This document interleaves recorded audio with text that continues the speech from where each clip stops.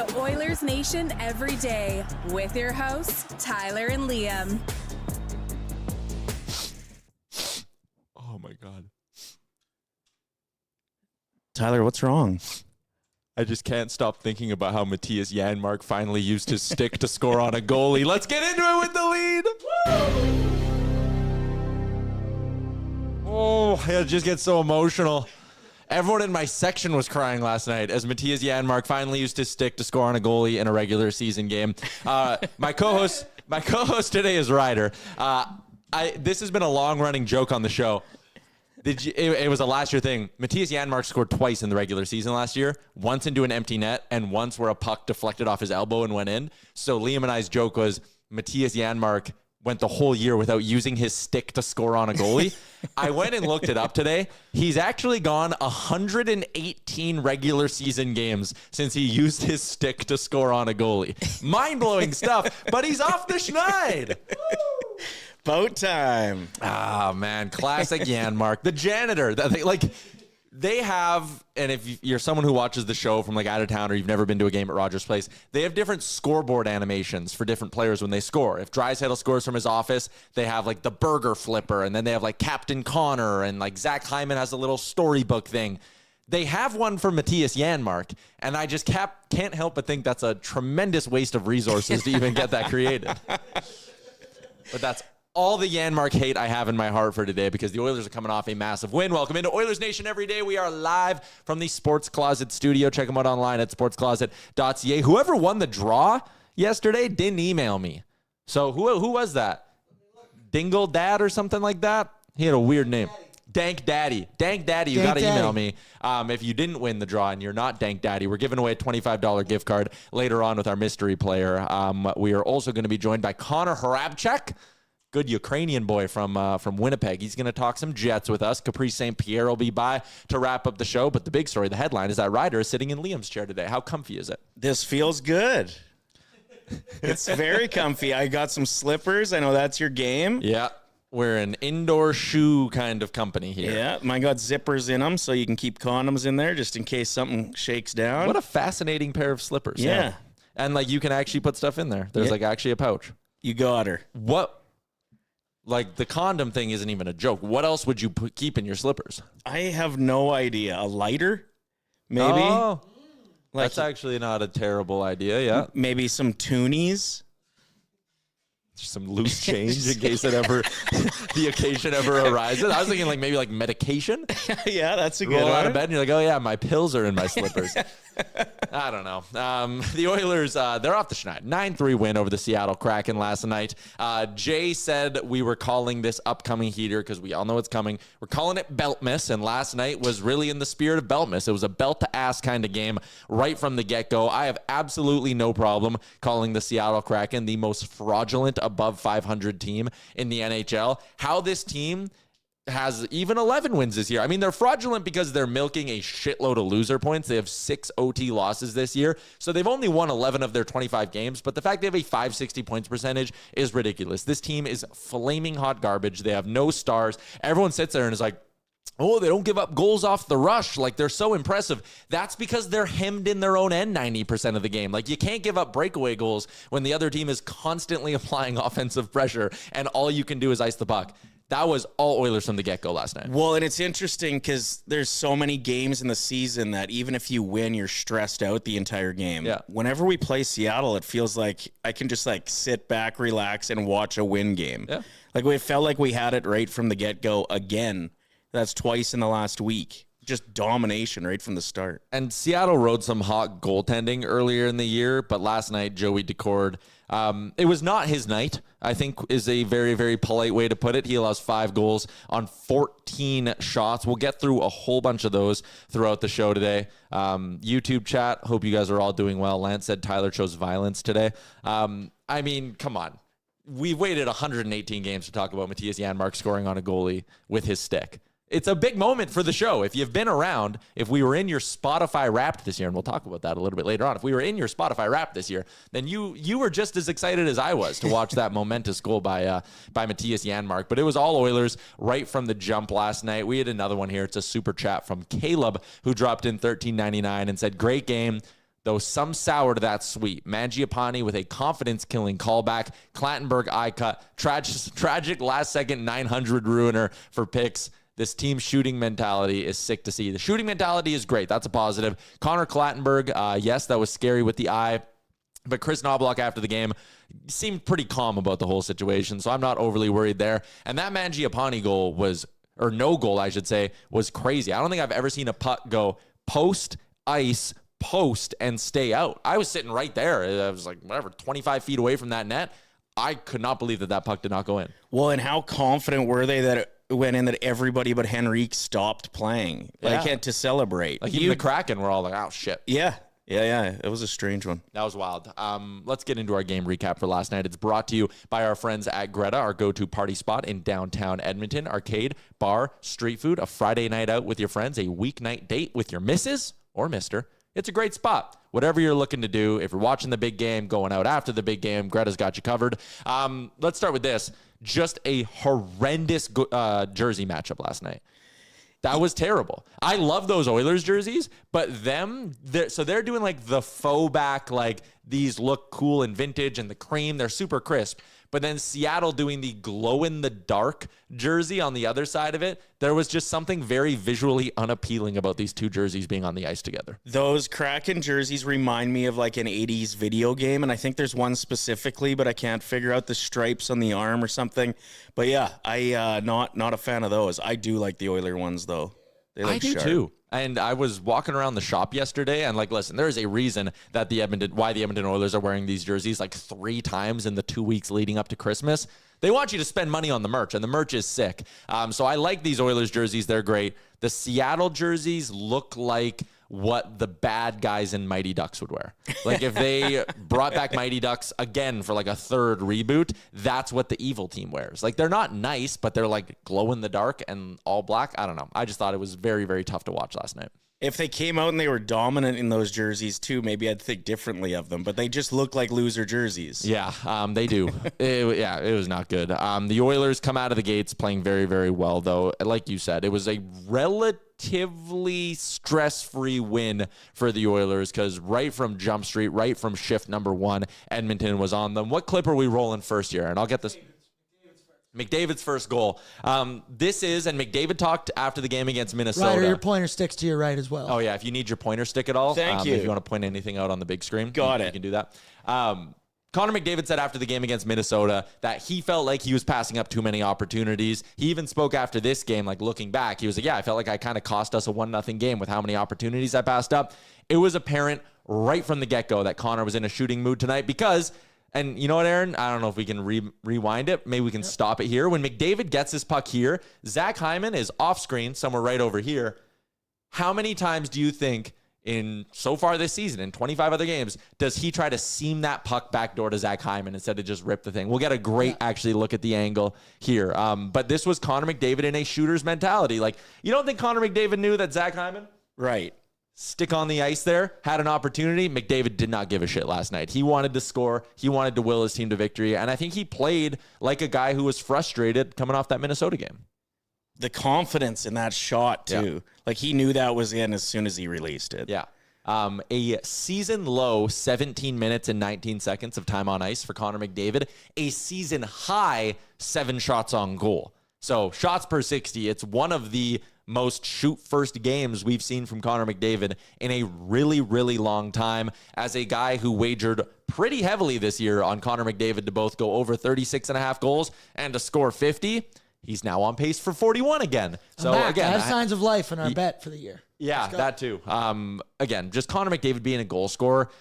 It's so funny to have a guy like Connor McDavid on your favorite team and be frustrated with him. But it is the one gripe with McDavid. It's like he could do this every night, I feel like, if he really wanted to. Well, it feels like it, and he has the chances. And like you said, he gives them up so often for a pass that sometimes there's like a 0.3% chance it's actually going to get through. Nice to see it, though. Yeah, it was. So Oilers up 1-0 right out of the gates. This is, of course, after we thought Andrew Mangiapane put them up 1-0. And then Vasily Podkolzin, 5th of the year, from the Leon Draisaitl office. An absolute rocket of a shot that, I mean, like, he didn't necessarily pick a corner. He didn't beat Joey Decord clean, but he just got a ton on this puck, and just the pure speed of it gets through. I wanted to point out that right there. Leon Draisaitl was more excited for Vasily Podkolzin than he has been for any goal that he has scored all season. And then tried to set him up the next shift in this exact same spot again, and could have had 2. But yeah, he was pumped. This was a little Freaky Friday action when I realized it was Pods who buried this one. Yeah, and not I was like, Dry. wait a minute. That was a great feed. Oh, from the goal line.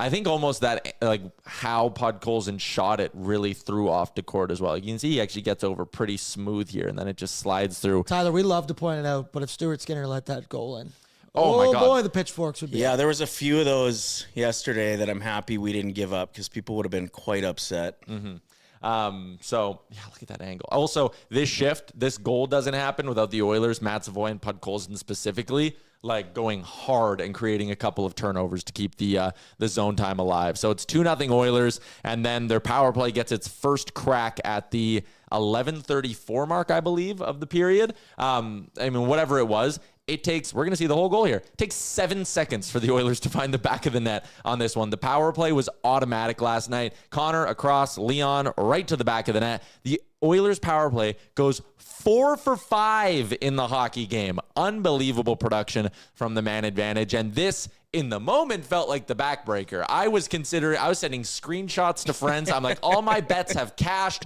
What a night. Not so fast. This did eventually turn into a sweat-free win for the Oilers, but from this point on, again, it's 3-0, music's going. This also felt like the longest first period ever. When this went in and I looked up at the clock, I'm like, there's 8.5 minutes left still. I feel like we've gone through an entire game already. But anyways, power play was dominant last night. And this, like, to have Nuge back, this is another big part of it. I know he wasn't necessarily involved in this goal, but these 5 guys just speak the same language. Well, and when they can score at ease like they did last night, you wonder how Minnesota possibly shut us out. Well, yeah, that too. Because it felt like we could have had 15 yesterday. Only Oilers goals. Okay. Honestly, I think part of it is the Oilers needed that Minnesota game to kick them into this gear offensively, where like they were tenacious on the forecheck. They're creating turnovers. They weren't just aimlessly cycling it around and then turnover and okay, it's out of the zone. Like they were playing with a bit more of a purpose in this game. So it eventually got to 3-2 in the first period, which was absolutely insane. It could have been 3-3. Ty Emerson saved one on the goal line. Yeah, he pulled one off the goal line right at the end of the period, which I had a couple of parlays that had the Oilers to win the first period, and I was sitting there, I was like, there's no way they actually fucked this up, right? And they almost did. But 3-2 is as close as this one got. Second period, Oilers go to the box again, but right off that, Matt Savoie, who missed on a breakaway in the first period, I might add, he springs a leak in the Kraken offense, and he goes right back the other way. And I actually think this was interesting because his first breakaway, he tried to go 5-hole on Joey Decord, and Decord stopped it. And the move that Decord bites on here was Savoie faking out the 5-hole. So a really smart play by Matty Savoie. That one is his 4th of the year, his first of 2 in the hockey game as well. He's really interesting. He's got the trust of Chris Knobloch right now. And I talked after that Dallas game when they put Savoie out to kill a 5-on-3. I was like, maybe it's a little bit too much trust at some points. But Savoie is killing penalties. He's sticking in the top 6. And I think this is a guy, he spoke about it himself after the game, that like he's always just kind of needed his confidence to get going. Like he feels like he plays good. And he talked about going back to his junior days. Like he plays good for these stretches. And then the goals don't come. And then it's like bing, bing, bing, bing, bing. Offense wakes up. And last night again, cashes in on the breakaway, scores another one in the third period. This is a guy who I think is, like the rest of the team, ready for like a heater. Well, and it doesn't feel like you're watching a rookie. Like he feels really confident on the puck. His back check's great. His like penalty killing's really good. It feels like you're watching a guy who's played in the league like 4 years right now. Yeah, a little more confidence, and we might see him like turn into an offensive beast here for a bit, which would be nice. But it is cool to see how well he's doing right now. And again, like the way one big offensive game can kind of change the output on things or your outlook on things. All of a sudden, he's kind of on pace for, close to 15 goals. And it's like, that'd be like a really, really good rookie season for Matt Savoie. But you're right. It's part of the reason, like a week into the year, I was like, this guy's going to play 1,000 games in the NHL. I am so sure of it, because he's coming into things almost the opposite way that a rookie does, where like he does the defensive stuff right. He forechecks hard. For a small guy, he doesn't play like he's whatever he's listed at. I think he's like 5'8", 5'9". He doesn't play that way at all. Like he forces turnovers. He's got a really good stick, all of that stuff. if the offense starts coming, the Oilers have got themselves a player here who is still on his ELC, which, again, we know the cap situation being what it is. You need guys on their ELC. Savoie makes it 4-2. Connor McDavid makes it 5-2 with, Aaron, you said it earlier, another goal that if Stuart Skinner gave this up, he is getting stoned in the town square. Like this look of Decord right there, that stance, just looking deadpan straight. He's like, man, mercy me. Pull me out of this game. You know what this one? The Oilers own him. This one reminded me of like when you go out and play road hockey and your dad will play net and he just has a stick and you know he's not going to like drop down into a butterfly. He just stands there and he's like, if you beat me low, you beat me low. And it looked as disappointed as a dad outside on the the front driveway as well. Like this goes short side still. Like it's not even like McDavid like threw it to the far side corner. Like, this is just... The Oilers had Joey Decord's confidence absolutely shattered in this one. He had no idea what they were doing. And part of it is like, yes, Joey Decord obviously had a bad game. You don't have a 650-some save percentage and be like, you know, he got hung out to dry. He did get hung out to dry a little bit, though. Like, I think this is the result of, I mean, at this point in the game, it was 24 minutes had elapsed or 26 minutes had elapsed. And it was, of the 26 minutes, 22 of it was played in Seattle's end. Like, this is a goalie who I think was just exhausted having to keep up with what the Oilers were doing so far in the game. Well, and how confusing is it when McDavid is known not to shoot enough in opportunities where he can shoot? So when he does, he can really catch goalies looking. Or we've seen him go top corner over the shoulder, which I'm sure in the scouting report is hug your post. Yeah, and stay then up. he's going to sneak it down low. I mean, like, you're right, though, to an extent, Aaron. Like, hug your post or protect for the pass is usually what you're thinking when Connor McDavid's doing that. And that's why Connor McDavid being in shoot mode is so important because, you know what? It's going to change the scouting report. If teams come into this and go, Connor McDavid is in a shooting mode, you need to respect the shot a little bit more. I know that's like an old school baseline way of viewing this, but if teams have to respect the shot more with Connor McDavid, it's going to open up more passes for Connor McDavid. It's 5-2 Oilers. And then it's 6-2 Oilers. Zachary Martin-Hyman says, I want to get in on the fun as well. A nice play here by Ekholm. I was sitting in my seat screaming. I was like, get it up, because Hyman kind of recognized that there was a soft opening there, and he goes right over Philip Grubauer. That was the first shot Philip Grubauer faced in the game. So a bit of a rude welcome into things that you got to face Zach Hyman coming full speed at you on a partial breakaway. But 6-2 Oilers. I love Hyman on that. I just love that the moment he gets the puck, it is all business, straight to the hoop, head down. He knows where he's going. Yeah. You know where he's going. Beat me there. And then just a little beautiful, saucy little backhand there. And to have the confidence to storm the net feels like maybe he's back from the first couple games back after a long injury like that. I don't know if you crashed the net like that, but he took it hard there. Yeah, he was going full speed with that one. And again, a great feed here by Ekholm. Just be like, all right, I know my guy's down there somewhere. Beautiful. Zach Hyman makes it 6-2. Third period. Okay.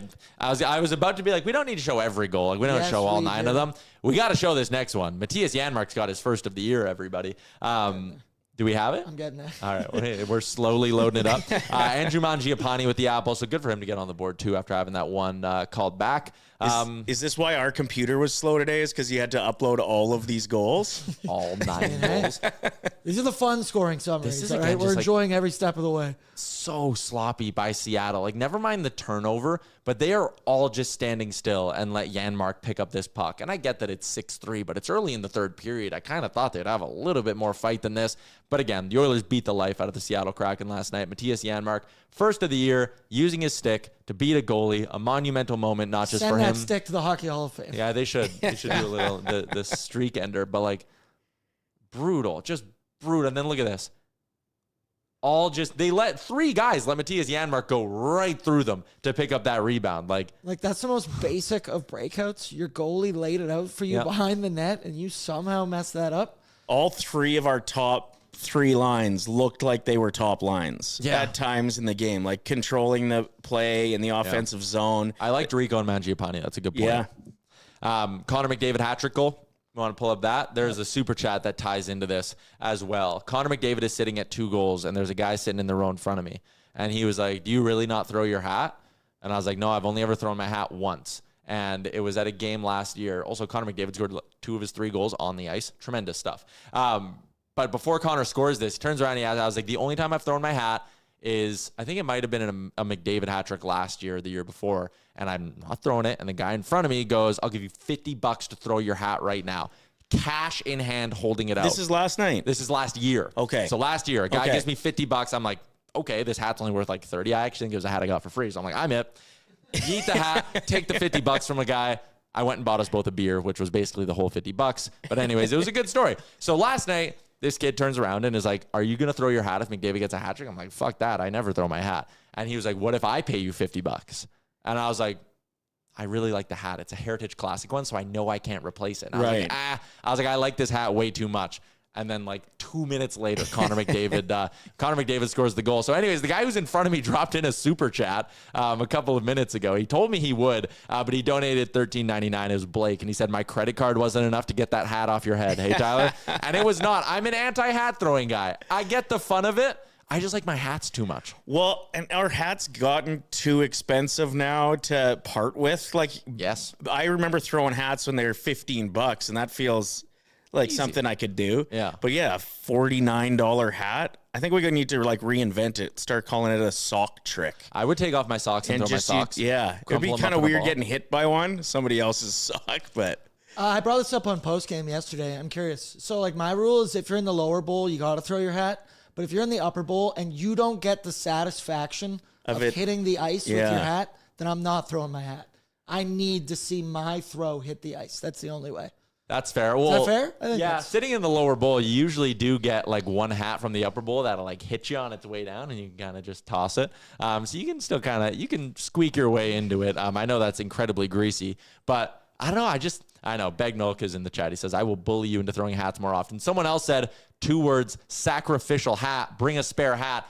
I am not going to every Oilers game I attend with like another hat in my back pocket being like, in case they score a hat trick. Put in your belt loop like an old dad. I will wear like an old hat I'm willing to part with intentionally just in case. So you will go into a game being like this, you're okay with whatever I go into the game going out. Which means I don't wear any of my nice Oilers hats 2 games. See, and that's the problem for me. I like to be a little dripped out when I'm at the game. Right. The way we were betting last night, we were pretty confident we might see some points. So that's like one, you got circled against the Kraken, you wear your shitty hat. Because, I mean, if it's against the best defensive team in the NHL, probably not wearing my shitty hat. Yeah, Minnesota, we weren't thinking hat. Yeah, I wasn't thinking hatties. Begged Milk bullied Lisa into throwing her hat once. Do you remember this story? No. It was, I think, a nation vacation to L.A., and Lisa had won her way on with a friend. Her friend won and brought her with her.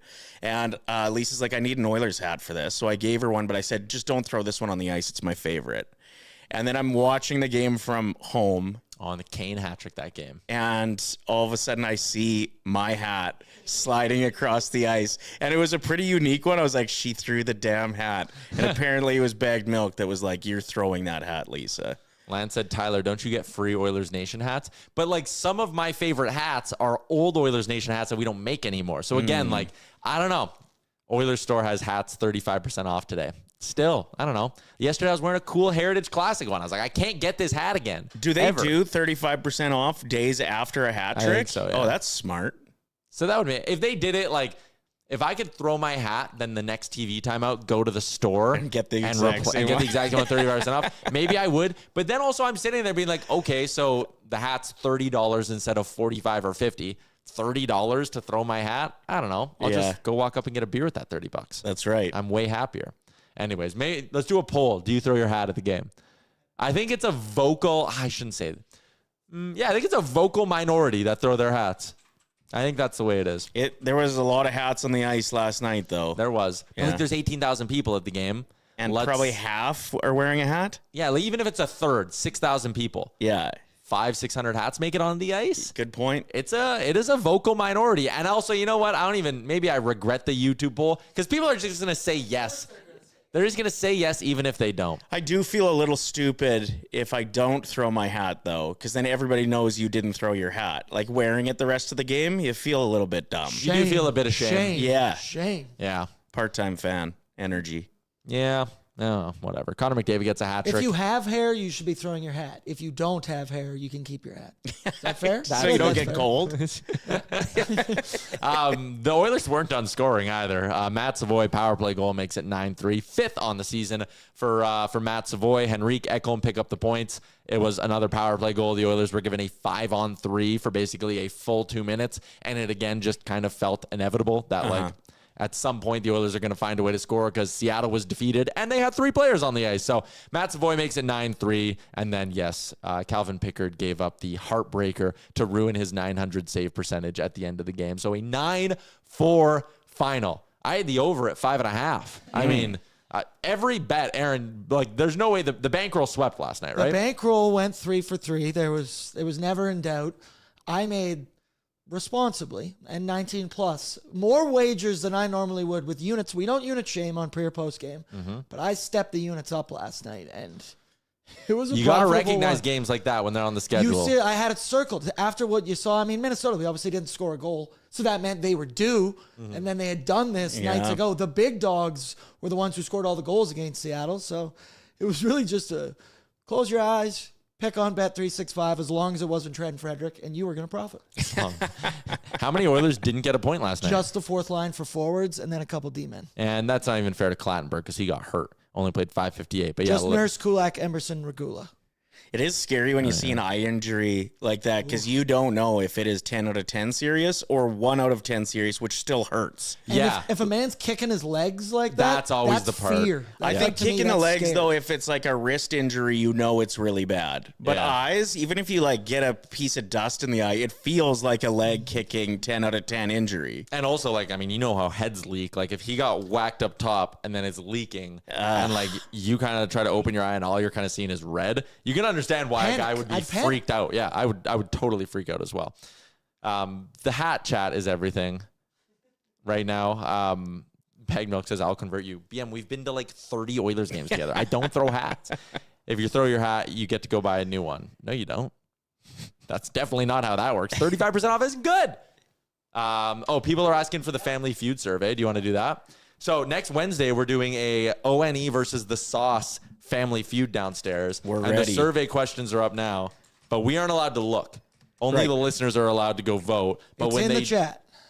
It's in the chat. You can go click it. It's a Google Doc that you fill out. But if you want to have your say and be the field or the survey says. Can't wait to say that, dude. It's you in the YouTube, and it's Ryder, Lisa, and Reese against me, Liam, and Jay. I'm very excited for this. I'm very excited as well. I had mentioned I almost made it onto Family Feud Canada, and I haven't gotten to scratch that itch. It feels like I need some closure on my Family Feud journey. So this is it. Thank you for lining this up. See, I'm upset. I didn't say it before. I auditioned for Family Feud once with my family, and then we didn't get a call back. Oh. So it's tough. You wonder which one of your family screwed it up, hey? It wasn't me, I'll tell you that. I came with a whole intro presentation to over Zoom. It was like, you know, the Michael Jordan Bulls intro music? Yeah. And I introduced the whole family and had the lights going off behind me. How do you not pick that? I don't know. Jerry D, I'm looking at you. Okay, talk Savoie, talk McDavid shooting, power play automatic, horrible jersey matchup. We went through all the goals. Connor McDavid, speaking after the game, talked about how great it was to play with Nugent-Hopkins and Hyman again. Yesterday on the show, we talked about how that line for the last couple of years has just been so good when they've been together, and they've moved off of it for various reasons. Sometimes it's for the sake of spreading out the offense. Sometimes it's because of an injury, but they were back. McDavid said he loved it. I feel like Chris Knobloch's going to keep this group together. But and we haven't had one of these in a long time. You want to try out some nicknames for them. Yeah, I think like if they look as good as they did last night on a regular basis, and we know that they can play together, this could be a regular line that we see, which, like you said, the Oilers have been desperate for. So maybe they need a nickname. So I thought of 2 options. Okay. The one I'm really pumped about. The other one I still think is pretty good, too. So I've got Mick Hypkins. Mick Hypkins. That's good. Just that's not bad, right? Of that. And that's natural, too. We're not reaching for anything with Mick Hypkins. And then McHuge also has McDavid, Hyman, and Nuge in it. McHuge. McHuge, I like that. That's catchy, right? That's the one, because when they go Connor and Leon, we say, like, they're going to the nuclear option. Supernova. And that, like, has a ring to it, and it makes sense as to go, yeah, they're going nuclear tonight, putting Connor and Leon together, and every Oilers fan knows what you're talking about. Right. I like McHuge because it's a very similar thing. Yeah, they're going huge tonight. Yeah, they put McHuge together and they won the game. Yes. So I like McHuge. I think we just solved the nickname crisis right there. Yeah. Option Thank number you. 2. Option number 2, it's That's McHuge. beautiful. I thought of it this morning and high-fived myself because I thought of the other one last night, and then I was like, I can do better than that. McHuge. McHuge. Yeah. I like it. McHuge. We haven't had a good, and maybe the chat can help with this. When was the last time we had a line that had a nickname? Like, I remember Decade of Darkness having Gagne, Nielsen, and Cogliano, and we had a kid line back, and everyone's like, oh, yeah, we got a kid line, and like that'll pop up every once in a while, but McHuge, chat's loving it. Did McHuge Dry, is good. Nuge, and Yamamoto have anything? We called them Dry, Ryan, Kai. That was it. Yeah. Yeah, So, that was one. That's that might be only the one. last one. Again, had Nuge in it, but Dry, Ryan, Kai was good, but McHuge. We might be onto a Nation Gear idea here right away. All right. I don't hate that. Do I get a cut? No. No. No. And Do idiots I merch. get a shirt? Maybe. Okay, give me a hat. Yeah, a hat to throw, and one of them gets a hat trick. Tyler, I had a viewer DM me. He made some idiot logos with Oilers Nation in it together. I'll have to. I'll put that on your desk. I've had some people send me that as well. I would love to see it. I don't know how much of it we would sell, but if the people would buy idiot merch, we've told you about this, right? Yeah, Called yeah. the chat idiots last week. They're really running with the whole idea. If people want idiot merch, we can absolutely get them idiot merch. The show is flying by. Our guest is going to be here in like 10, 15 minutes as well. So there's a whole bunch of other stuff that I want to rip through. The first one is you and Lisa are coming on our Vegas trip. We are, yes, very excited for that. We take Vegas very seriously. How many times you lots, obviously? I've probably been 5 or 6 times in my adult life, and every time I go, it's a mess and the best. Have you stayed on Fremont before? I've been to Fremont. Yes, I stayed at Fremont once, and it was my favorite place in Vegas to be, and now that I look back, to stay too. It's just a party constantly. I will never stay back on the strip again. 100%. And everything on the strip now is so expensive. Like you go for a walk block to try to find a bottle of water and it's 15 American. Yeah. Whereas Fremont Street, that hasn't hit quite as bad yet. You can still get like really good deals on random stuff. You go into a fast food place and it's the actual prices, not the strip prices. Yeah. Although Taco Bell Cantina remains undefeated. But if you want to join us, nationgear.ca and get yourself onto the trip, it is moving pretty fast. March 24th to 27th, your package on the trip includes obviously your flights, obviously your hotel, your transportation to and from the airport in Vegas, and your transportation to the game. And not only that, when we go to the game, we are on their lower level concourse suite, which means your food and your alcohol and your drinks, it's all included. Which, if you know anything about the prices down there at the game, we are talking the beers, the tall boys of beers that we will get in our suite included are, I think, 25 American. Right. So when you're paying for the trip through Nation Gear and you're sitting there, I think double occupancy is $2,400. $2,400 Canadian, obviously. If you're going to have 4 beers at the hockey game, that's $100 US right there covered. Never mind the fact that you're going to get the meal comped at the game as well. You're going to get food. Just that alone, the tickets for the game, I think, are worth $500-600 Canadian. So get loaded up, have about 8 beers, and then all of a sudden you're making money.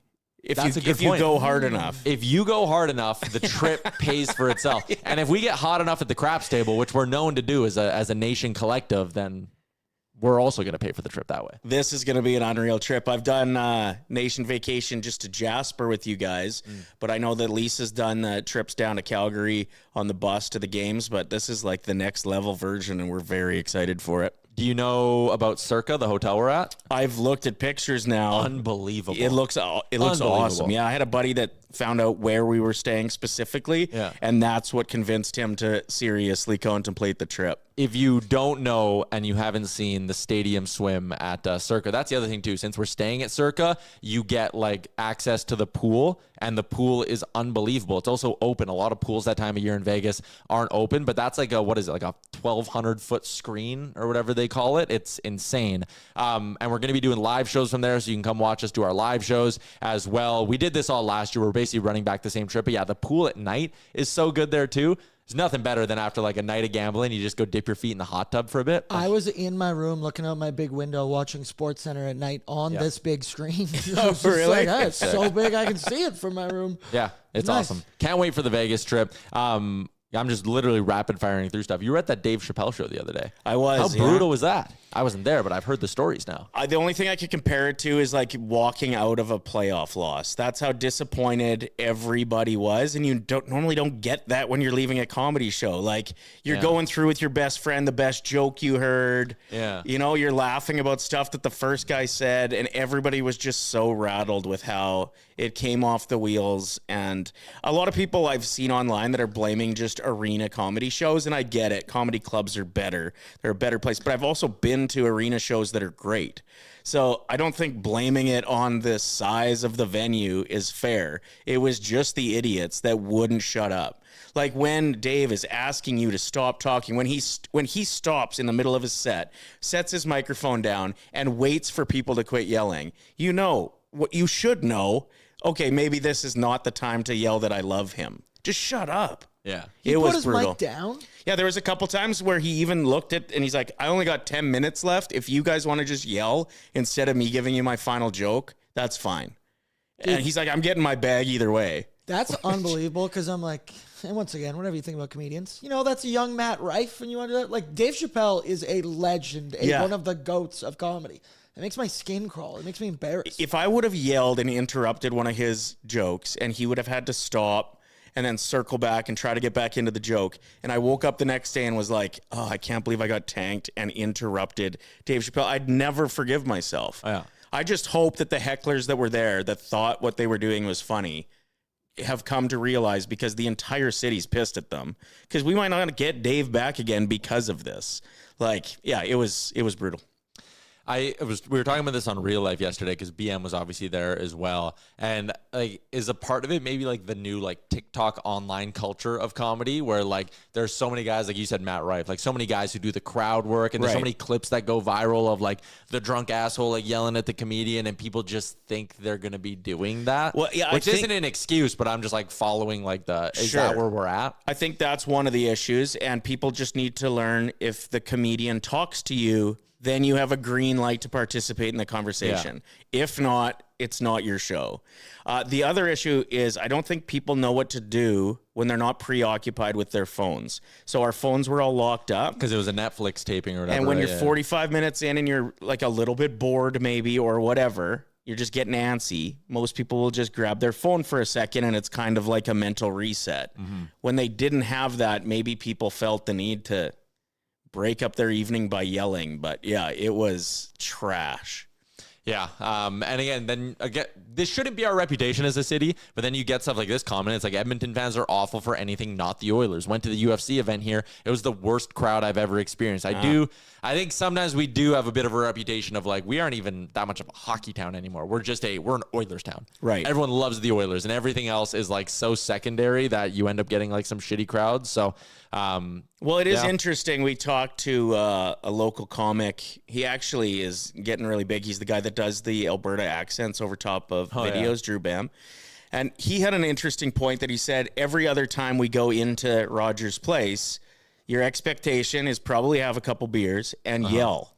Whether it's, Metallica show or it's an Oiler game, you're used to going to that rink and being vocal. So it is kind of tough for people that don't know how comedy works and think that that's the energy that they need to bring. I thought it was an interesting angle anyway.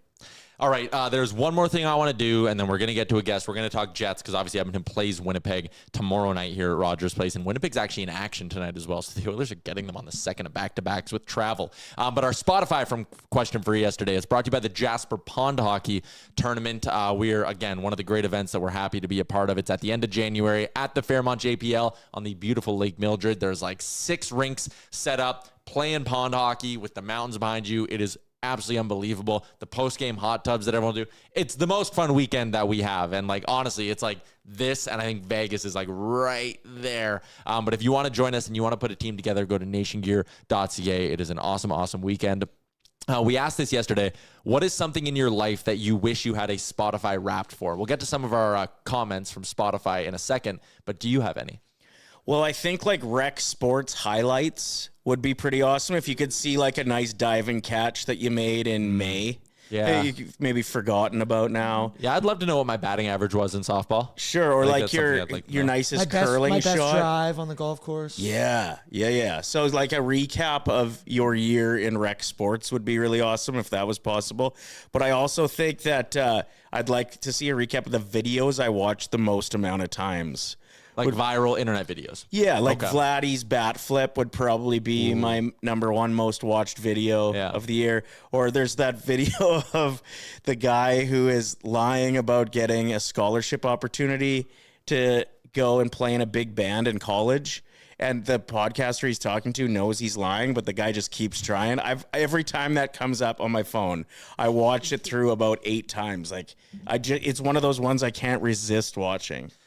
Having your stats, and you showed it to me before, it actually is hilarious. I don't know what you have to search to find it, though. I just searched scholarship podcast, I think. Lance says Tyler can just watch his hole-in-one challenge. There are 2 things that I actually still in my life right now can't really think about because I'll legitimately get upset. My hole-in-one challenge is right up there. Like I get pretty close to tears when I think about that. And the Blue Jays. I still can't think about the Blue Jays. Like the Jays posted a yearly recap yesterday. And I was like, I'll actually cry if I have to watch this. Like, I can't think too much about those 2 things. So I don't want recaps for those. I wouldn't mind a recap of, like, my Oilers experience for the year. Beers consumed. Oh, yeah, that's good. I'm not a booer, but I think one of them would be, like, seconds spent booing, whether it's for the Oilers or against the Oilers. Sure. There's a whole bunch of different things you could do. Like food would be interesting to see how many chicken wings I ate this year. Throughout the course of Oilers games. Yeah. That'd be a good one. Seconds standing versus sitting. Like that'd be an interesting breakdown of like how good the team's doing. So that'd be good. I'm assuming we got some in Spotify, right? Yes, we did. I'm curious bathroom break time as well. How much time you spend in the lines? Yeah, that's a good one. Times in lines. Yeah. I wouldn't want dollars spent on beers at Oilers game. No. Percentage of times you've actually washed your hands after the bathroom? 100. Yeah, same. Totally. That's what I was just about to say. Sometimes when I'm at games, people will like, I'll be like washing my hands and someone will come and be like, hey man, like love the show and go for a fist bump. And I'm like, my hands are soaking wet. Yeah. Pat my back. Yeah, we can do something other than the fist bump right now. I'll talk to you, but like my hands are soaked. Okay, Spotify comments. Chandler is in. If I could get a wrap of all the wild things I have to tell my 6-year-old and 4-year-old boys or the wild things they say to me, in response to one of them declaring they'll use their belly button to stop a turn, that would be ridiculously entertaining. Yeah, like I feel like for parents, a yearly recap of like the weird shit your toddler has said would be very, very good. Yeah, my mom back in the day used to just write down anything ridiculous my kid would say, and she'd even like interview her a little bit and get some funny answers, and then would make a calendar with my kids' quotes for every year for the next year. Yeah. It was always a great gift if you're looking for something to put together. That's actually a banger of a gift. Yeah. I don't know. ZXO. I'd like to see a wrap of how many Oilers overtime ass clenching games we've had to endure over the last 5 years. Yeah. Like again, anything to like recap your year of being an Oilers fan, I think would be really good. Even numbers on like who you spent the most time watching games with, I think would be cool. Yeah. That'd be a nice like trip down memory lane. Like I want to know how many times I've yelled cup year. Now that's actually the number one thing for me. Or how many times McDavid does something ridiculous that you have to rewind and watch 2 or 3 times. How many times you've yelled shoot? Yeah. How many times you've yelled shoot, and then the percentage of those times that you've yelled shoot, McDavid passes and they score, and you're like, oh, yeah, never mind. No. The pass was there. 97.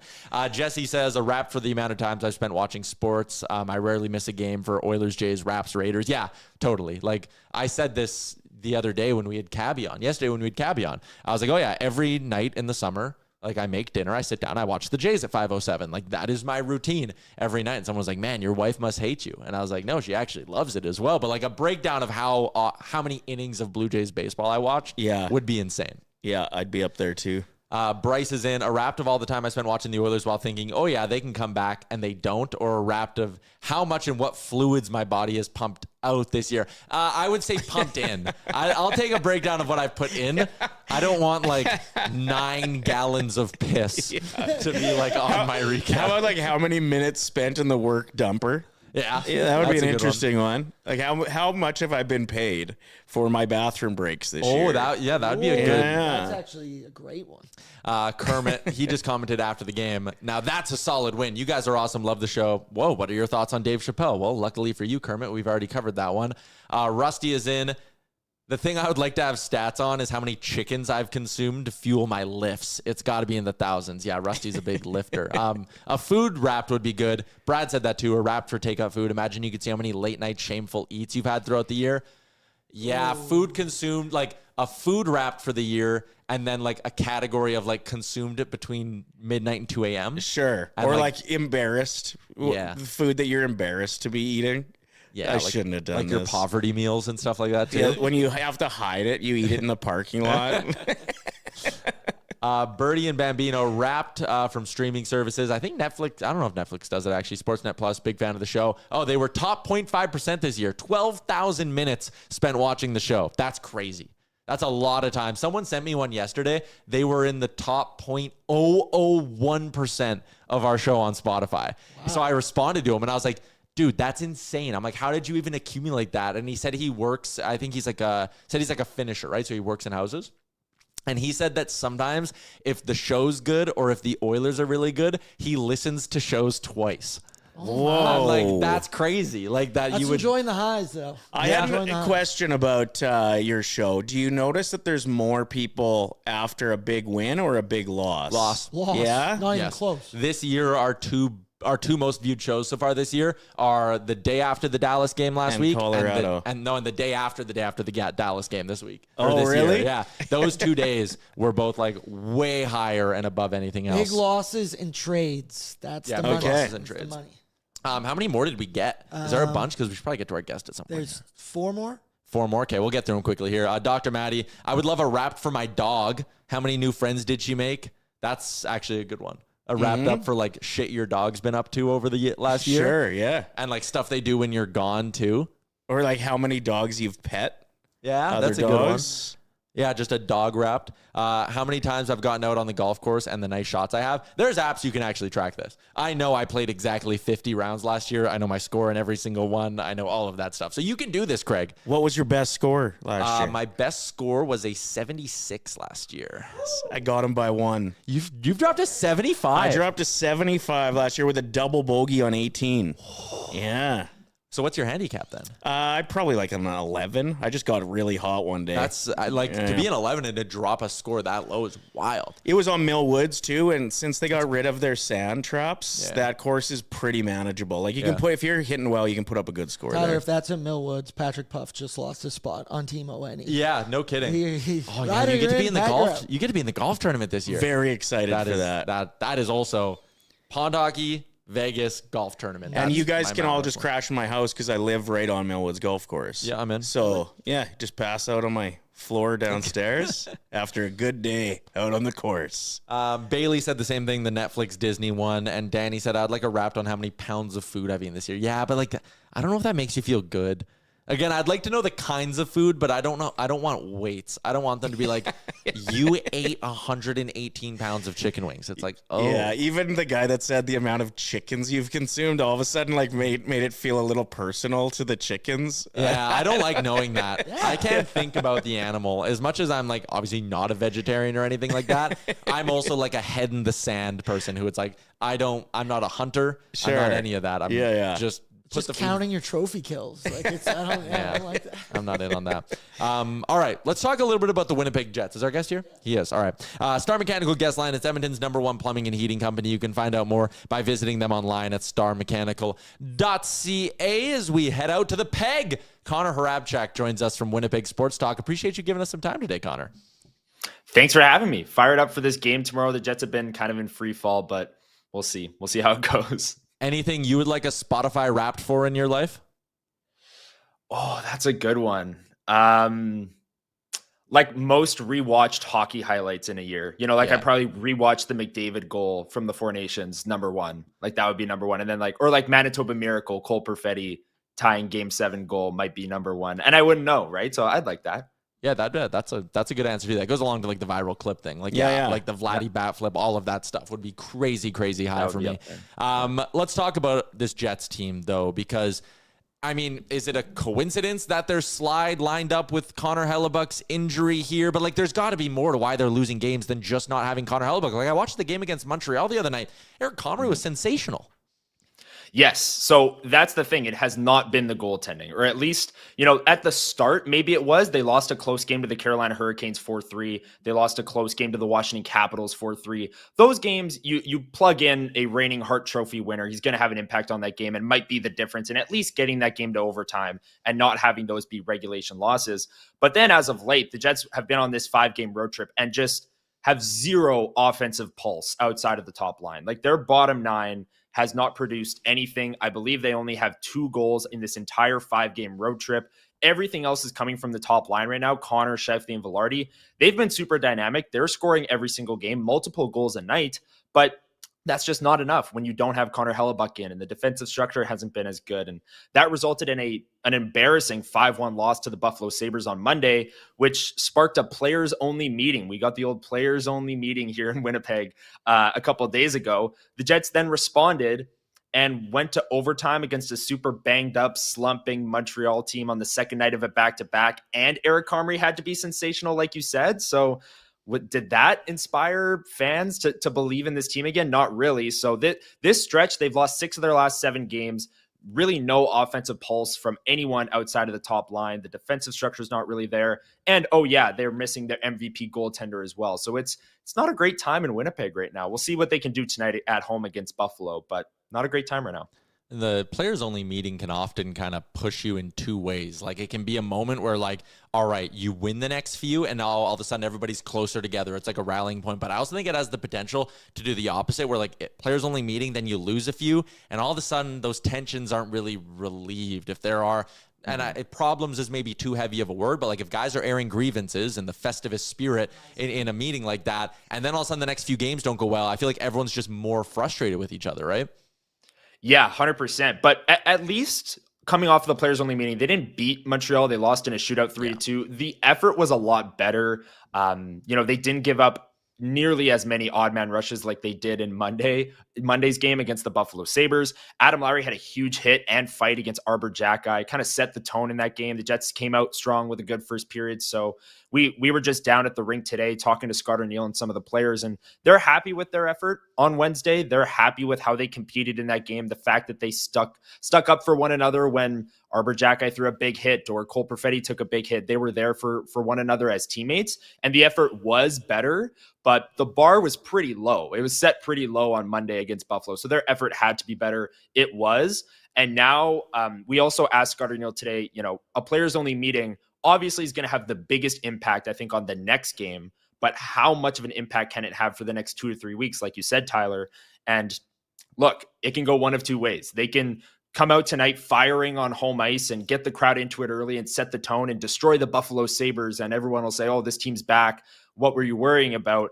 Or they can get shown up again by the Buffalo Sabres, lose on home ice, the fans grow even less patient, and that players only meeting, the tensions rise even more, and this slump continues with Connor Hellebuyck still not set to come back for another 2 to 4 weeks we're at right now. So there's this next 2 to 4 week stretch without Connor Hellebuyck here is very, very key for this Winnipeg Jets squad, and it has to start tonight at home against Buffalo. Well, and how scary is it for Winnipeg to be in the Central right now compared to, like, if they were in the Pacific with their record, I think they'd probably feel a little better about things. Yeah, it's extremely scary. David Amber the other day tweeted out that in their combined last 30 games, Dallas, Colorado, and Minnesota are 24-1-5. I think I have that stat correct. And the Jets, in their last 10 games, are not that. They're losing a lot of games in regulation right now. So yeah, it's extremely scary. And when we look back at the end of the season, if the Jets do turn it around and make the playoffs, it's more than likely going to be in a wild card spot. And we're going to look back at this stretch as the moment where all 3 of those teams were red hot. Nobody can score on Jesper Wallstedt right now. And the Jets just kind of lost that gap. And they're going to have to go on an absolute tear to kind of close the gap. And maybe Minnesota can start to slide a little bit. I know they lost to Calgary last night, 4-1. But I don't see them, continuing that anytime soon. So it's the Jets' issues had kind of been magnified because those 3 teams are a combined 24-1-5 in their last 30, before last night's games. And the Jets have been really struggling, losing a lot of games in regulation too. How many loser points are there around the NHL right now? The Jets aren't getting any of them. They got their first one of the season on Wednesday against Montreal. They're not getting those extra loser points. And the regulation losses are what will kill you and extend that gap even further. Yeah, that's fair. I'll be honest, hand up. I sometimes keep forgetting that Jonathan Toews is back in the NHL. I'll like see him pop up in a Jets jersey and I'm like, oh shit, that's a storyline we were supposed to be like really high on this year. I mean, listen, I'm outside Winnipeg. I'm looking at the numbers. I'm watching, a couple of Jets games here and there, but what's Toews been like as someone who's watching this team day in, day out? Like, has it been disappointing? Is it just taking him a while to warm up? Well, I don't blame you for not remembering that Toews is a Jet because he hasn't really done anything worth, the national headlines or anyone outside of Winnipeg be like, wow, look at this. He's absolutely tearing it up. He's on pace for 9 goals and 28 points. Mike McIntyre from the Winnipeg Free Press, a local reporter here, just wrote an article yesterday comparing his production to second line centers across the league. And he's near the bottom in goals, points, on pace, everything, expected goals percentage of 5-on-5, all of those things.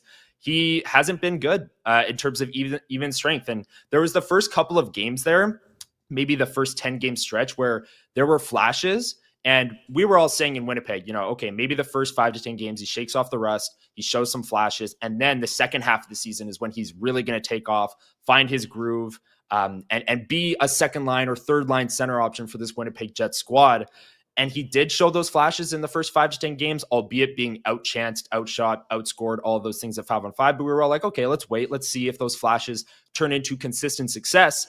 And it just hasn't. I had the numbers up here a couple seconds ago. In his last 13 games, he has 1 goal and 1 assist, 2 points. So a lot of that secondary scoring issues have come from the fact that the Jets just simply don't have a second line right now. Whether you put Gustav Nyquist there, Vladimir Meskov, Jonathan Toews, Cole Perfetti has struggled since coming back from injury. Whoever they try and put on that second line, they're not getting production from them right now. And the way they were constructed coming into the season, they were betting on Jonathan Toews being a second line driver. That's how their roster was built. Lowry's their third line center, set the tone, all defense guy. You were hoping to get more production at this point out of Jonathan Toews, and being on pace for 28 points with over 30% of the season having gone by is just not going to cut it. Aren't all his bonuses attached to games played too? They are. And there's no way that they're going to sit him down either. They're going to play him. Yeah. So, yeah. That's a good amount of time off for him, though. Them banking on that he's going to be a second line center at his age after being off that much. That's a gamble. It was a pretty large gamble. And I get it. We talked to Kevin Cheveldayoff, Scott Arniel, Jonathan Toews himself at the time of the signing. And they all said that this was going to be a process. This was going to be, him building for the playoffs and beyond. But with how this Jets season has started, they got to make the playoffs before he can have an impact in the postseason. And he's on the second line. He's on the second power play. And he's on pace for 28 points. And you look at some of the flashes and you'd hope, okay, maybe he's not producing offensively, but at least we can hang our hat on him being this ultra defense, shutdown center. And the details are absolutely there. You can see the hockey smarts. You can see him trying to make the play that he knows is the right play. It's just, can his body keep up? The Winnipeg Jets right now are playing 3 games in 4 nights. I think 5 of their games are in 8 nights or 9 nights or something like that. They're in this crazy stretch. Everyone is. That's why there's so many injuries around the NHL. But a guy like Jonathan Toews hadn't played in 2+ years, coming back in, playing, 16 and a half, 17 minutes a night does seem like a pretty big gamble. And it doesn't seem like one that the Jets are willing to move off of anytime soon. He did play a little bit of 4th line center on this road trip. So they did move him down a little bit, but they've gone right back to him as the second line center, playing 16 and a half minutes a night. And they're still not getting really much at all from that second line. Let me wrap up with maybe like a bigger picture question here. I do think looking back, like, things have gone sideways a little bit here for the last 2 weeks. Like, if they didn't have Kyle Connor wrapped up and locked up, like, there would probably be conversations of like, oh my God, you just cash in on his value, whatever. It's a roundabout way of me asking, Scheifele locked up, Velarde, Connor, go to the blue line. They got Adam Lowry signed too, but like Morrissey's got a few more years left. They gave Pionk all that money. Does having the core locked up put less pressure or more pressure on Kevin Cheveldayoff to try to do something to help this team? Like, does he sit there and go like, okay, these guys are, all aging. Like, we need to try get them into the playoffs every year. Or does he go, you know what? They're all signed. If it's not our year, if it's a year from hell, then it's a year from hell. This is the thing. They're in a good spot to just deem it a year from hell and just retool and go for next year. A lot of the guys that they did bring in, Nyquist, Toews, Pearson, none of the additions have really worked out quite yet, but they're all on one-year deals and they're all aging veterans, and they have younger prospects currently on the Manitoba Moose, former first-round picks, forwards, defensemen. One of the defensemen is up with the Jets right now, Elias Salamonson. Those guys are going to start making an impact in the next couple of years here. So I really do think that this next 2 to 4 week stretch without Hellebuyck is going to define what we see from Kevin Cheveldayoff and what that pressure is like. If this sinks their season, then they're in a good spot to retool for next year. And that has to be the play, because you mentioned the age of all these players. Scheifele's 32, Hellebuck's 32, Morrissey's 30, Kyle Connor's 28, 29. Their young core pieces right now are Gabe Velarde and Dylan Sandberg, who are 26, 27 years old. So they're not a young team. They're not the Montreal Canadiens. They're the oldest team in the NHL. Having said that, I still think they're in a decent spot to retool if this next 2 to 4 week stretch does sink their season. But if they can stay afloat, stay near their playoff line, I think the pressure does get ramped up for Kevin Cheveldayoff to go out and get some scoring help to help this top line that's carrying the offense, and no one else is really producing behind them. Connor, appreciate you popping on and giving us some time. Hrabchak, did I get that out okay? Yes, nailed it. Absolutely. Like, people mess up your Hrabchak all the time. So if I do like fuck up a last name, I feel terrible. But do you ever get it where people will just start and then kind of give up? They'll be like, Connor. Yeah. Yes. Yeah. Or they'll like say Connor and then are about to read my last name, and then they'll be like, wait, how do you say this again? And I'll be yes. Okay, there you go. Well, I'm happy I nailed it. Enjoy the hockey tonight and tomorrow, and appreciate you popping on and giving us some time.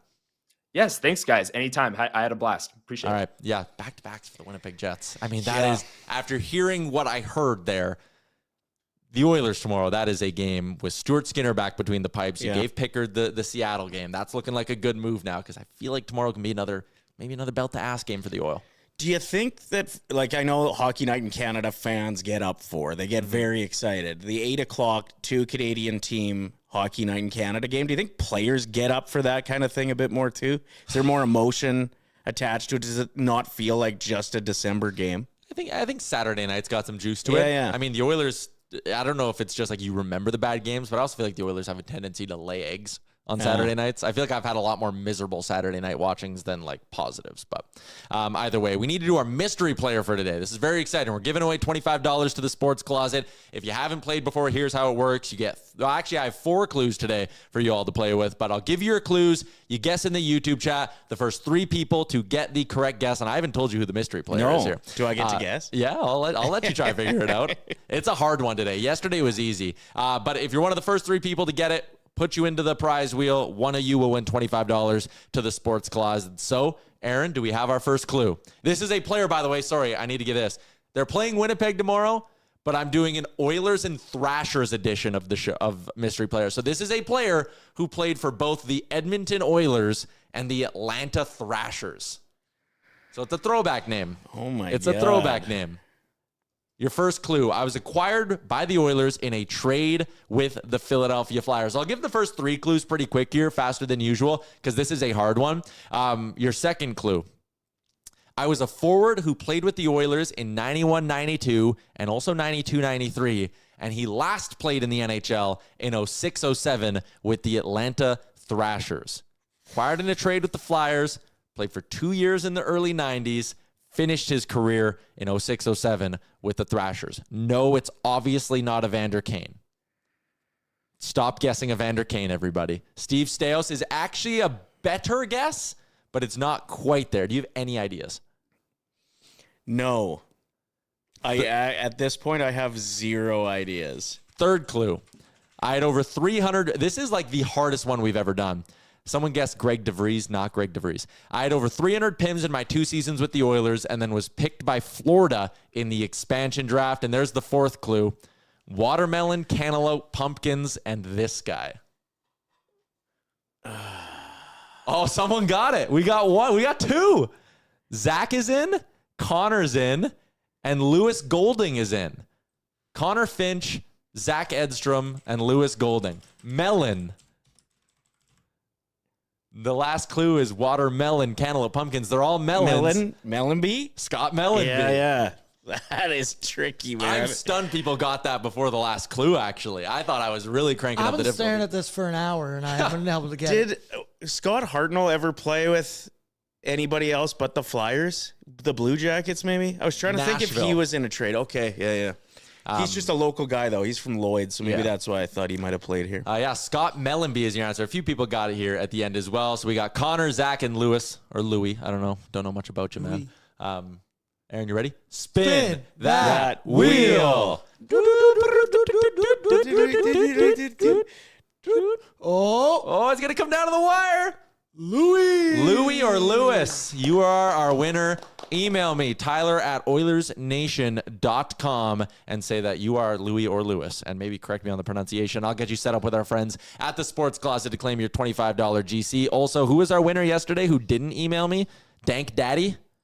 Dank Daddy, you got like such a trustworthy guy.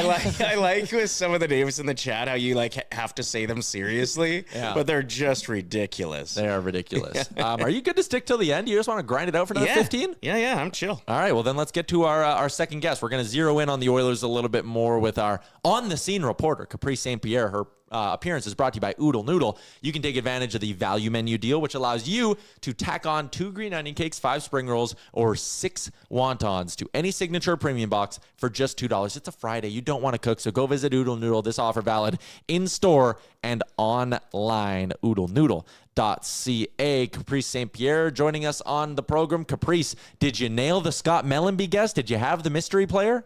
Oh, I had no clue. Like way before my time. Yeah, not a clue in the world.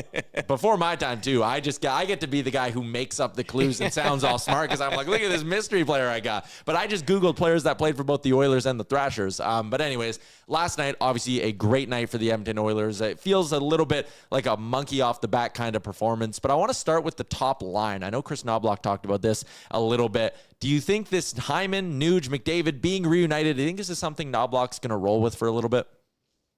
Barring any injury, I wouldn't see why he wouldn't want to stick with these 3 on the top line. It was really refreshing to just see players who have history together playing together. Yeah, it was, again, solid. We gave them the nickname McHuge. McHuge. Do you like the nickname? Is it approved? I love that. That's the best one I've heard so far. The top line, but Connor McDavid being in like a shoot first mentality last night was the other thing that really stood out. Were you in the scrum after the Minnesota game when he was kind of frustrated about it? And what did you make of Connor McDavid coming out guns a-blazing in the shots department last night? I was actually in Minnesota's room after that game because I wanted to talk to Jasper Wallstead. But it's kind of about time for Connor McDavid, and I think he knew it. And even Chris Knobloch said something really funny after the game that he must have been reading all the articles about him. And anytime he's got issues with players, he'll just take it up with the media now. It's fair.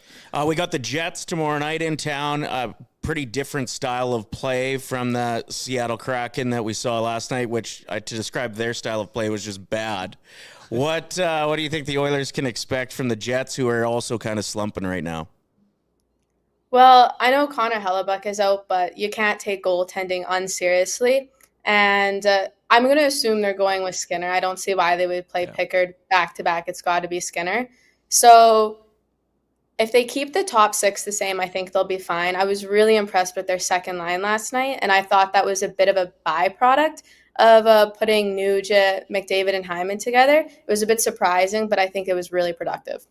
Yeah, and on that note, Matt Savoie had himself, like that might be the breakout game when we look back at the year. That's where things really flipped for Matt Savoie. And that's not to say he hasn't been playing great hockey, and he's obviously earned the trust of this coaching staff when you look at the minutes he's been getting, sticking in the top 6 for as long as he has. But what do you make of sort of Knobloch's trust of Matt Savoie in the game he had last night? I think that it's warranted. I think he's been playing really well. I know there was a lot of eyes on him early in the season, especially because Ryan McLeod was actually outperforming him in Buffalo, of all places, for some reason. But his trajectory has gone way up. Now, I'm a little curious to see if he continues to play with Draisaitl, if Knobloch would still trust him there once Roslovic does return, or if he goes back down into the bottom 6, but still top 12. Yeah, but that's even something Knobloch talked about after the game when he was like, listen, I know he's been moved up and down the lineup, but Knobloch framed it almost like a compliment, right? Where he was like, that's because we trust him in different roles. Well, I think, has he played on all three lines this year? Yeah, Has he yes. not played on the fourth line? Yeah. So, I mean, he's a great third line winger. He can keep up with McDavid's speed, and he did amazing keeping up with Draisaitl, and when Podkolzin was going heavy on the forward check, just being ready for it. So he is a really versatile player, especially for someone so young. When everybody pretty much on the lineup had a great night last night and Frederic has another blank, do you think the pressure is even amplified and the potential that maybe he gets put up in the press box for a couple games after being one of the few guys that didn't really show up last night? I don't know if he should be worried about getting put up in the press box, just with the players that they have injured and who they would have to put in his place in order for him to be in the press box. But I believe it was Spector that he did an interview with or something like that, where he's like, I know my teammates expect more from me and I know I have to deliver. So he's got to be feeling the pressure, or at least he should.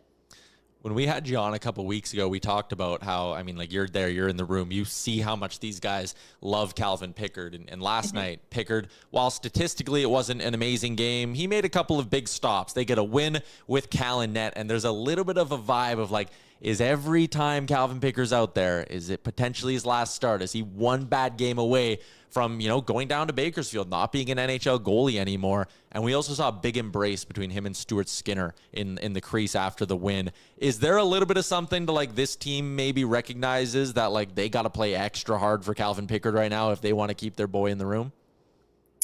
I don't know if it's necessarily they think they have to play extra hard to keep Calvin Pickard, or it's more Calvin Pickard feels the pressure as he should.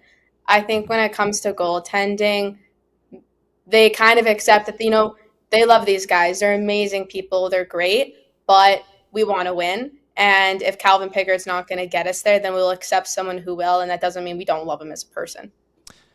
This team, and Liam and I talked about this earlier in the week, but, like, you can go back the last maybe 14, 15 days here, and it's like, hey, the Washington game was good. You got scoring. You just didn't get goaltending, but they played well. Tampa was a good game. It was low scoring. Cal played great. They couldn't score. The Minnesota lost, played good, just didn't win. There have been some signs here recently that this team is about to get going, and maybe an offensive explosion is what kind of pushes them over the edge. But what are the other areas of their game that you've been liking over the last few weeks? I think Nugent-Hopkins coming back was a huge return for the Oilers. You kind of sort guys out in the depth chart too, just getting everyone playing where they should, but then just a little bit more grit. Darnell Nurse dropping the gloves and things like that, just stuff that they weren't doing before, and that really does come back. And there's got to be someone kind of in the background too, holding guys accountable as well. You got to think. Well, it was interesting that we got Nuge back at the same time that we got Hyman back. So I don't even really know who do we give full credit for here. They both just get big thumbs up from me. Well, they're both amazing players for the Oilers. And I think, you go back, you can put them on the top line with Connor McDavid, and everybody else just slots into place because of that, because you don't have to move Draisaitl back up to get some scoring. I think those two together are huge, but I think Nuge just brings something else when it comes to, if you look at some of the passes he was making and the plays he kept alive in the ozone last night, so that led to, I think it was Connor McDavid's first goal last night. That doesn't happen with anybody else. The other debate will be when Jack Roslovic is back, and I don't know how far away we are from that. It might be, a few weeks still, but when he comes back, it'll be like, all right, are you keeping Savoie up where he is? I agree with you that I don't think you touch that top line, but, could Jack Roslovic be a guy who, he's good at creating 5-on-5 offense. Could he be a guy that gets Mangiapane going maybe if they start flip-flopping things lower down? How Knobloch handles Roslovic's return will be very telling. I think Roslovic goes on the third line or the second line, and how Matt Savoie plays these next two games is really going to say who's going to be that second or third line winger. I think that it's going to be between those two. Last one for me, Connor Clattenburg is obviously been a presence for this team. He's had a really positive impact. The fan base is loving him. But then he got high stick last night, left the game. Did you have eyes on Clattenburg after the game? Is there any update there? No, we didn't see him after the game in the locker room. The locker room was pretty empty by the time we got there. Everyone was cleared out, and then the guys just come in their rotation as they're getting interviewed. But Knobloch confirmed that he did get stitches post-game and that he should be fine. I don't think he's going to miss anything else, but it wasn't something to be concerned about. Caprice, appreciate your time. Thank you for popping on. And scenes from Morning Skate article tomorrow at Oilers Nation? Absolutely. Okay, we'll look forward to reading it. Thanks, Caprice. So yeah. There you go, Caprice St. Pierre. You can read her work here at OilersNation.com. A couple of other stops as well. Go give her a follow on Twitter. And that was brought to you by our friends at Oodle Noodle. We're going to work towards the end of the show. I'm just cleaning up maybe a few things we missed. Oh, have you guys heard this story of the multisport athlete from the Golden State Warriors? No. I saw that you had written something about it when you gave me a heads up that I was coming on, but what is it? So it's a guy on the Golden State Warriors. And Aaron, you might know a little bit about this. He was like the #1 college lacrosse player in the United States. He won the college lacrosse equivalent of like their Heisman Trophy. So like player of the year. He went first overall in the Professional Lacrosse League draft, which, I mean, the Professional Lacrosse League being what it is, it's not like a major sporting league, but he goes first overall, was viewed as like the future, and straight basically just puts his hand up and is like, I'm going to go play basketball, I think. And now he's on the Golden State Warriors and is like having a sick year. He's ripping threes. Yeah. He's just an athlete, brother. This guy. There was one of those in every school, and they always pissed me off. Like the one kid who never played soccer and then would come out because you needed a guy and just dominate everybody else. And you're like, this isn't fair, man. This is my personality. Why are you better than me? You've never played before. Tyler, he's rocking number 61. It's like the whole thing about it. And he's wearing, his name's Pat Spencer, if you want to look him up. Yeah. And he's wearing like the short sleeve black shirt underneath the Golden State Warriors jersey. Negative swag. And he's got like the big mustache going too. Like, okay, well, he's back in the swag factor now. okay, he's already back. He plays with some fire. Like he does. Rah-rah kind of guy. Well, you would think coming from the lacrosse background, any basketball's not going to scare him. Like, the play in basketball would seem light compared to getting one across the neck in lacrosse. Connor says, in his defense, there's little money to be made as a pro lacrosse player. And like, yes, I like get that. So it makes sense. But it's not like he was also, this isn't like Kyler Murray, who Kyler Murray was like a top 10 pick in the MLB draft, but he was also such a good quarterback. And it was like, oh God, is he going to play baseball or football? So it's not quite that. But this is also a guy who wasn't a basketball player. Like, he just went to Northwestern and was like, maybe I can make their basketball team. He just starts chucking up threes in the open gym. The coach is on the other side. Just like, wait a minute. Unbelievable. There you go. It's just an athlete. Yeah. Like, it would be cool if he, after a couple years of this, decides to switch sports again. Plays baseball. Hey, if he's just like, well, nailed it. Yeah. Just mastering every professional sport. He's just rattling around. It's wow. Pat Spencer, you have the opportunity to do the coolest thing. Yeah, right. Tyler Mulick says, what's harder, the lacrosse basketball hybrid or Mason West, who's doing the hockey football thing? So he is the quarterback of his high school football team, got drafted in the first round last year by the Chicago Blackhawks in the NHL draft. And at the beginning of last year, he was just like playing high school hockey. And I guess there's a story that like an agency approached him and is like, hey, we would like to represent you. Like, this is an important year. And he's like, why? And they were like, oh, because you're like a high-end NHL prospect. And he was like, really? He like didn't know. And he went to go play like a couple of games in the USHL, which is like their junior A league. Yeah. And it went crazy well. And it wasn't until like early last year that he was like, oh shit, I'm legit at hockey. And he goes in the first round, tells the Chicago Blackhawks, thank you for drafting me, but I'm not going to college to play hockey next year because I can still play high school football one more year. What is happening? And he had a girlfriend that he didn't want to leave. As the quarterback, he brought them to a state championship. And the last quarterback to put up numbers that good at his high school, Edina High School in Minnesota, the last quarterback to put up numbers like him, Anders Lee of the New York Islanders. No kidding. So this one school has somehow produced 2 quarterback hockey hybrids in the last like 15 years. I wonder if there's something about being a quarterback where you like the way you see the game and from where you see it just works well with hockey. Yeah. Because you'd think when you're coming up the ice, it's kind of like controlling the play as a quarterback. Little bit. So that's what Pat Spencer, the lacrosse basketball player, said. He said the vision of the two sports is very similar because it's lacrosse a lot of, and basketball are very similar. He said it's a lot of like ISO one-on-one matchups and like reading plays to where your teammates are going to go. He said the offenses are set up like super similar. There's a shot clock too. Yeah, I guess so. When once you start thinking about it.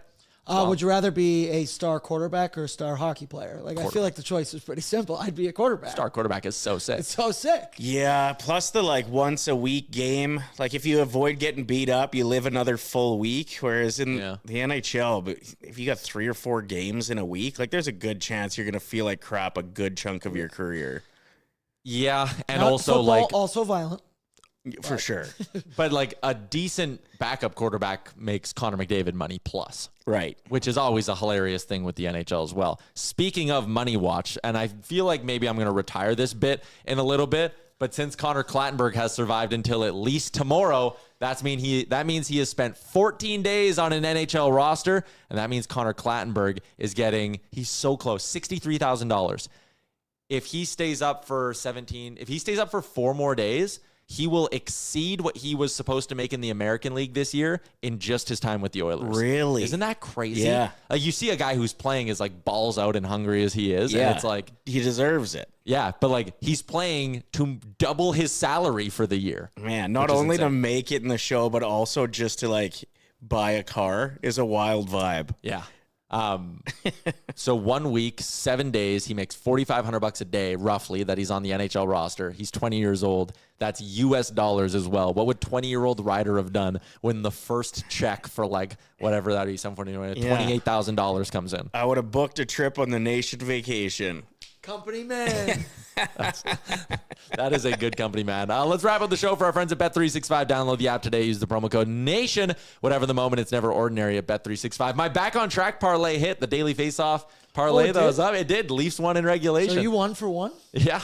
Plus 500, too. And you said juicy. it's every Thursday, right? Mm-hmm. Okay, I'm riding next week. Don't disappoint me. The only thing I'm disappointed in is that I didn't bet the over last night in that football game because all day I was like, man, that over is free money. They're going to be so high scoring. And then I didn't because I'm like, oh, well, I'm not watching it. I don't want to bet on it. But you're trying to choose your football team still? Well, I've never had an NFL team, and I always know that I'd enjoy it a lot more if I did. I just like watch good players and good teams, but I see how much I enjoy the Oilers because they are my team. And I've always just been sad I haven't had a team. And over the years, it's kind of come down to the Lions and the Cowboys as the two teams that I end up watching the most. Yeah, they get a lot of primetime games. They get primetime games, high-end talent. Yeah. And yesterday I realized I was hoping for the Cowboys over the Lions. So whether I would have picked this path or not, I think I might be a Cowboys fan. Brother. Well, I think what's tough for that is like the Lions have a lovable loser aspect to them. So when the Lions win, people will be happy for you eventually. Right. Like when the Bills win, people I would hope will be happy for me. Except they will be. Yeah, right? Like it'll be like, oh my God, the curse is over, all of that. Cowboys, if the Cowboys win, people are just going to hate you. So I remember I was like... I'm already starting to change my opinion on you at the moment you said that. When I was a kid, my uncle lived in Texas, and every year for Christmas, you could tell he just shopped at the airport for our Christmas gifts. But I was getting like Emmitt Smith jerseys. So that changes it a little bit because then you do have like an old school connection to the Cowboys. And I guess I tried to break away from it for a while, but I never found another team to take me. Yeah. And so I maybe found my way back. Jersey if you'd like it. I do too, weirdly enough. I don't remember. It was one of those things when I worked at Jersey City. Sometimes you would just like see something and it's like, oh, wow, this jersey's $20. Yep. And when you're like 19 years old and you have like money from working a job and you're like, I can get a jersey for $20, I'm buying it. Right. So I have a collection of just like the most random jerseys you can ever imagine. It feels to me, though, it's kind of like cheering for the Leafs. It is. They are. No, it's absolutely the same thing. Or like they being like a Yankees fan, right? Yeah. Like I really wish I would have like been cheering for the Lions last night, but I wasn't. You got to follow what's in your heart. You got to follow your heart. You got to follow your heart. Yep. Also, I will say, fun being a Cowboys fan. Someone said in the chat, like, you get Jerry Jones. And, like, it's always a circus. You're never not going to be entertained. They're always doing something. They've always have these great, huge personality receivers. Yeah. Did you watch that Netflix doc? I didn't know. You should. Hey, there you go. A little Cowboys history lesson. Okay. Well, we'll see. Just, if I watch it and I'm Jones still propaganda. in. It's just, but it's good propaganda. Our NFL parlay this week, we picked it earlier in the week when Liam was here. I took Bills minus 5.5 because I legit think it's a great spot. You took Broncos minus 7.5? Yeah, over the Raiders. Over the Raiders, yeah, they'll smoke the Raiders. And Liam took the Texans plus 3, and they are taking on who are the Texans playing this week? Oh, the Chiefs, plus 3.5 we got them at against the Chiefs. Texans defense. Yeah, that Texans defense is legit. They can end Kansas City season this week. Is that That's right? awesome. That's awesome. Tyler, if there's one thing we'll meet in the middle on, it's hating the Kansas City Chiefs. Yeah, but because I'm not allowed to have great things, the Bills will win it all this year, or they'll go to the Super Bowl this year, and the Chiefs won't make the playoffs, and everyone's just going to do the whole, like, oh, had to wait for a year. The Chiefs didn't Let make me tell you a thing or two about Super Bowls. Who gives a shit? Yeah. If that happens, you have the ring. It doesn't matter. It feels a bit Banners fly forever. when the Raptors took on the Golden State Warriors, but half their lineup was injured. And No one remembers that, though. I still hear it once in a while. Yeah? Like The KD thing, you're right, does pop up. And then Clay tore his ACL right afterwards. Yeah. Hey, banners fly forever. I don't care. yeah, we still want Play it. who you play. Best ability, availability. That's a good point, too. It's a war of attrition. Tomorrow, Oilers, Jets, what do you got going on? I'm planning to watch the game. I've got a sick kid, so probably just at home. On the couch. Unless she starts feeling better, and then I'll ship her out somewhere, and I'll go out and watch the game. I will be at Claire Drake Arena tomorrow night. Golden Bears hockey. Who are they playing? I don't know. They're not having a very It's good a bad year. year, hey? It's a bad year for the I feel Golden. like I left at a very good time. Yeah, they got swept by Trinity Western last weekend. And they only have 3 wins all season, don't they? No, they're 7-7-3. 7-7-2. Okay. So they're hovering right. They're dead on 500 for They points got percentage. swept by Trinity? Yeah. Trinity Western only has 3 wins all That's year. a volleyball school. Yeah. So they're 14 points out of first place already, and we're only in December because UBC is sick. UBC's 14-1-2. That was Trinity's only 3 wins of the season was against the Golden Bears, right? 2 have come against the Golden Bears, and I think the other one they picked up somewhere Okay. else. But 2 of their 3 wins are against Alberta. Not great. Anyways, I'll be there tomorrow. Claire Drake will be rocking, but and then I'll be hustling out of there to watch Oilers Jets pregame. I'll be here Dog at Dog Patch. Patch, 2 floors below me.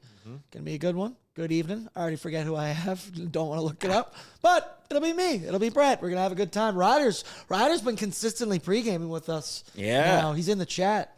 Yesterday I was either bathing his dog or Yesterday I was gonna watch the Diddy Netflix special, and then I was like, nah, I better pregame with Boardsy. So I don't know if Boardsy he over would. Diddy. You heard it here first. Boardsy over Diddy. Good choice. That's a good choice. Use the hashtag. All right. Everybody, good week on the show. Our road to 1 million continues. So tell a friend about the show. Let's help get our numbers up for the rest of the month. We want to hit 1 million viewers this year. So anyways, appreciate you all. Have a good weekend. Tune into pregame tomorrow. New episode of Oilers Nation Radio dropping tomorrow morning as well. Ryder, thank you for sitting in Liam's chair for the whole show. That was fun. Thanks for having me. All right. Connor Hrabchak, Caprice St. Pierre were excellent as well. Have a great weekend. We'll see you back on Monday, noon Mountain. Oil up. What's up, Nation citizens? If you enjoyed today's episode of Oilers Nation Everyday, make sure you hit the subscribe button here on our YouTube to not miss any of our content. We got you covered from interviews, insight, analysis, everything you need to stay up to date on everything around the team. Hit that subscribe button so you don't miss a video.